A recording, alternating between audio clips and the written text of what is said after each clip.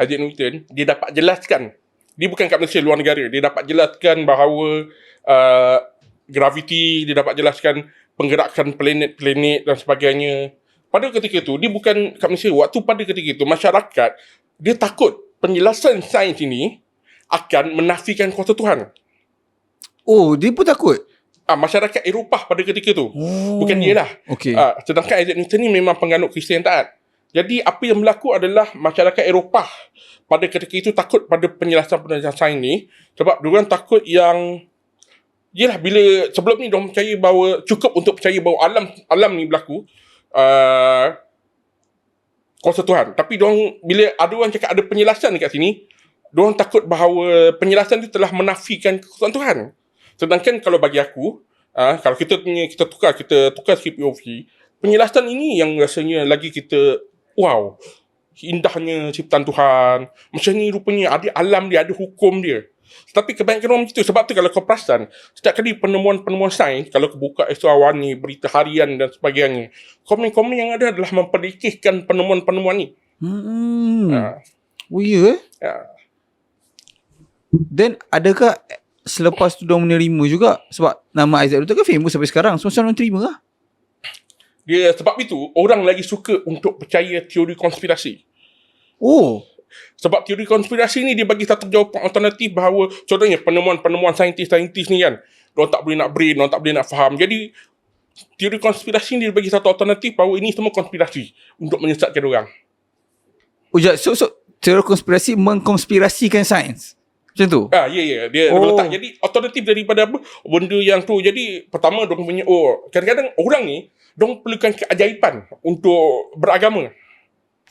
Ada macam tu? Ada. Banyak keajaiban untuk beragama. Jadi diorang perlukan something yang bila ada sains menjelaskan sekian.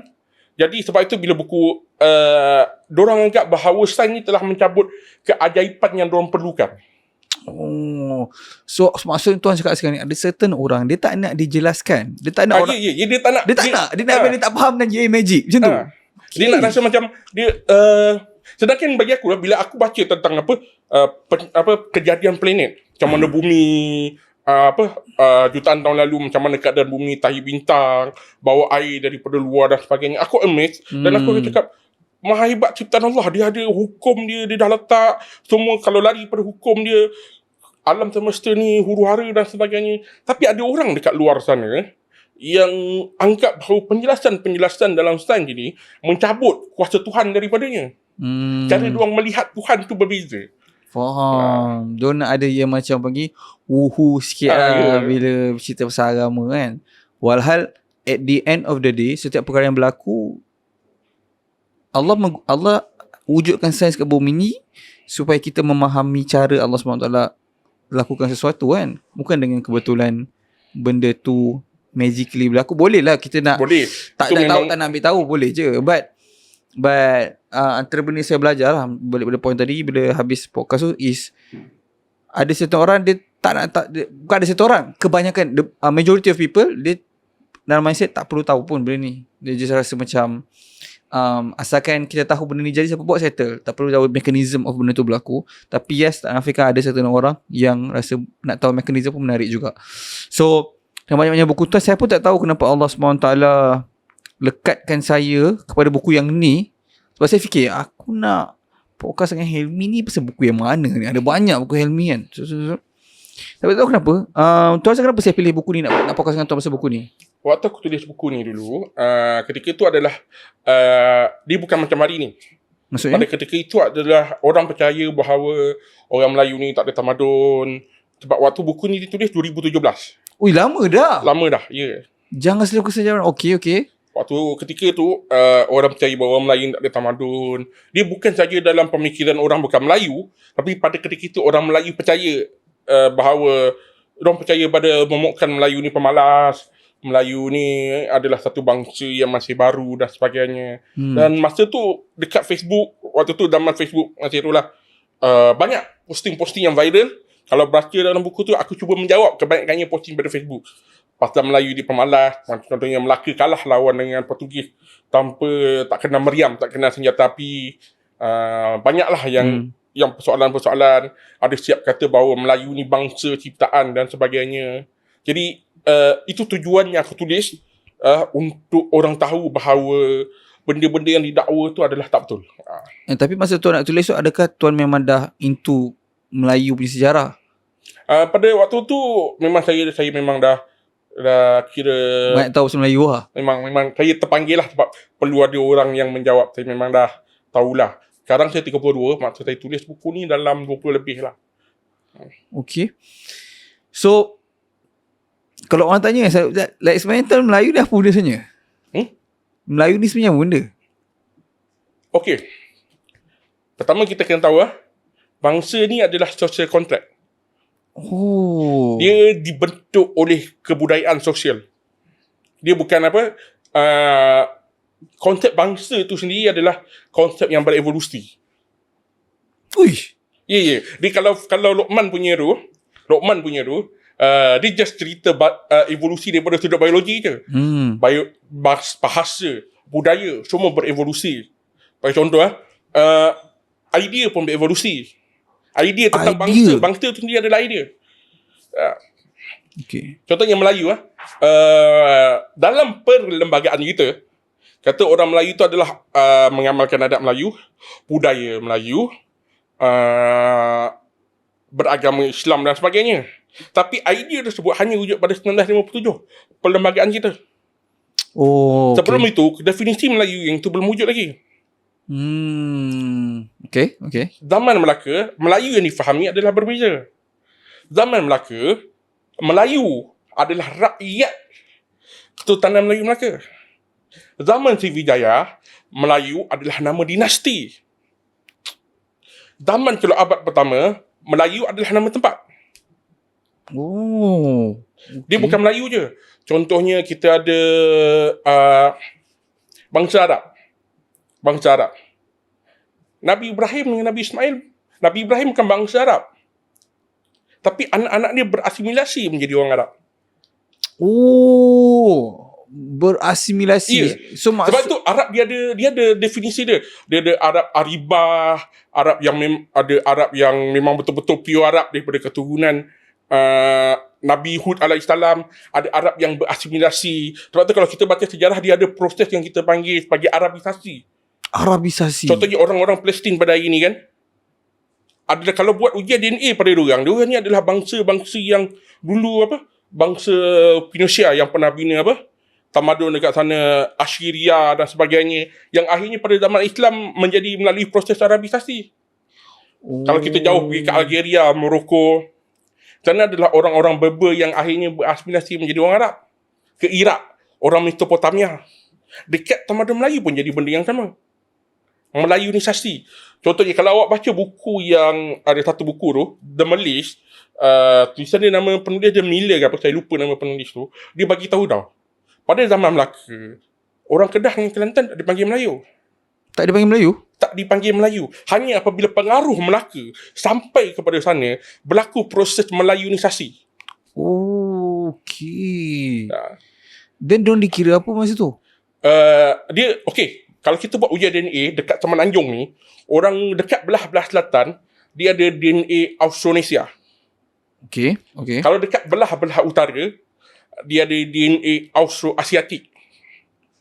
Okay. Austronesia ni adalah kaum pelaut. Oh, okay. Yang kalau kita tengok nenek moyang Austronesia ni kan, orang Melayu, bila kita panggil The Rock tu nenek moyang sepupu jauh kita merujuk kepada Austronesia. Bahasa kita. Orang Austronesia ni macam bahasa Melayu kita, sebahagian daripada keluarga Austronesia. The Rock ni pula, dia adalah daripada orang... The Rock ni Maori ke Hawaii tak silap. So The Rock pun Melayu kira sebenarnya? Dia bukan Melayu, dia sepupu. So maknanya dalam banyak-banyak suku Austronesia tu, ada sebahagian tu dia tubuhkan kerajaan yang Kesultanan Melayu Melaka, yang berlegasi dengan Sriwijaya, dan kemudian dia bina empire dan dia takluk kawasan-kawasan sekeliling.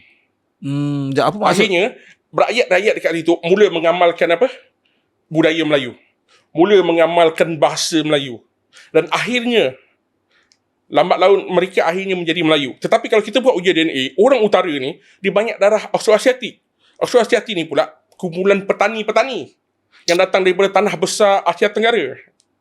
Oh, antaranya tanah besar Asia Tenggara Contohnya kalau daripada segi genetik yang dekat dengan diorang, kalau dekat Asia Tenggara tu, Austroasiatik macam Vietnam, orang Kemboja. Kalau dekat Semenanjung ni, orang asli adalah daripada Austroasiatik. Oh, orang asli. Austroasiatik. Contohnya apa? Semang dan Senoi, bahasa diorang yang diorang gunakan adalah bahasa Austroasiatik. Jadi sebab tu kalau orang cakap ujian DNA Melayu 60,000 tahun, contohnya Melayu Kelantan paling tua, sebenarnya merujuk kepada keturunan orang asli Austroasiatik tu. Apa maksud orang asli? Diorang lagi lama lah dekat sini. Kalau ikut Semang dan Senoi ni, kalau Luqman dia ada sembang pasal manusia pertama keluar daripada Afrika. Okay. Antara yang paling awal sampai kat Semenanjung ni adalah orang asli tu daripada Afrika. Sebab tu kalau Semang dan Senoi ni kita panggil Negrito. Sebab diorang masih mengekalkan apa? Tak banyak berubah daripada nenek moyang diorang daripada Afrika. Kulit gelap dan sebagainya. Sebab diorang tak bercampur dari segi pembiakan. Ya, betul. Diorang banyak tu, contohnya kalau macam orang Melayu, kita pelabuhan. Jadi bila kita bina tamadun pelabuhan tu, kita bercampur dengan bangsa-bangsa yang banyak, bangsa Cina, bangsa India dan sebagainya, berbanding dengan diorang. Tadi tuan ada sebut The Rock tu sepupu kita. Apa maksud dia? Bahasa yang kita gunakan adalah bahasa Melayu. Bahasa Melayu ni adalah cabang dalam keluarga Austronesia. Okey, untuk klarifikasi, Austronesia adalah negara yang pulau-pulau. Bangsa yang kalau ikut pada bahasa, kalau apa, saintis dia buat kajian, dia cakap orang Austronesia ni dia datang daripada Taiwan. Ish, lagi random. Ya, dia datang daripada Taiwan, kira-kira dia keluar pada zaman tu. Dia keluar daripada Taiwan, dia mula sampai ke Filipina, lepas tu dia sampai ke Borneo. Bila orang Austronesia ni sampai ke Borneo, pada ketika itu ada satu keluarga baru, bahasa ni berevolusi. Okey, sebelum tu maksudnya masa ke Filipina dan ke Borneo ni tak ada manusia kat situ? Ada. Dah ada manusia juga? Dah. Okey. Biasanya orang-orang Negrito yang kita sembang tadi lah. Okey. Bila sampai ke Borneo, dia lahir satu keluarga dalam cabang Austronesia tu kita sebut sebagai Malaik. Okey. Daripada sini, cabang bahasa Malaik ni tersebar. Sebab tu orang cakap bahasa Melayu berasal pada Borneo. Sebab induk dia datang daripada situ. Waktu tu mula muncul bahasa Iban. Daripada situ mula muncul bahasa Melayu, Banjar, Minangkabau. Ini semua adalah keluarga-keluarga dekat dengan bahasa Melayu. Okey. Tapi dalam masa yang sama, yang turun dari Taiwan tu, ada yang pergi kat belah lain. Ada yang pergi ke Lautan Pasifik. Dia pergi ke apa? Kalau pergi ke Borneo, dia pergi ke selatan. Ada yang pergi ke timur. Timur, dia pergi ke timur, dia mula singgah ke apa? Pulau-pulau sana. Pada ketika itu, diorang pun berevolusi bahasa diorang. Diorang mula jumpa puak-puak Negrito yang lain, yang apa, puak-puak lain lebih tepat adalah Melanesia. Melanesia dekat Fiji, yang apa, yang tu dan sebagainya, diorang bercampur dekat sana. Pada asalnya daripada satu kumpulan kelompok manusia yang sama. Dan akhirnya berevolusi. Bahasa, budaya daripada tempat yang berasingan. So The Rock daripada Fiji lah. The Rock dia The Rock Samoa. Okay, so dia keturunan Samoa, yang wrestling tu semua Samoa. So Samoa ni maksudnya dia dekat bahagian negara mana lah? Hawaii. Samoa dekat dengan kepulauan-kepulauan situlah. Dia ada tempat. Dia sekarang ni dia ada dua lah. Samoa memang negara Samoa, satu lagi American Samoa. Okay. American Samoa ni yang kita tengok macam wrestling, Roman Reigns, dengan apa, siapa yang nama tu, Jacob Fatu dan sebagainya, dia punya keluarga tu lah. Okay, so maksudnya tuan cakap The Rock ni sepupu kita sebab dia daripada Taiwan juga? Ya, daripada bahasa kita berkongsi bahasa yang sama. Kita akan dapat tengok kalau saintis dia kumpulkan bahasa-bahasa ni, dia dapat tengok, bahasa Melayu walaupun dah berpisah dengan bahasa ni,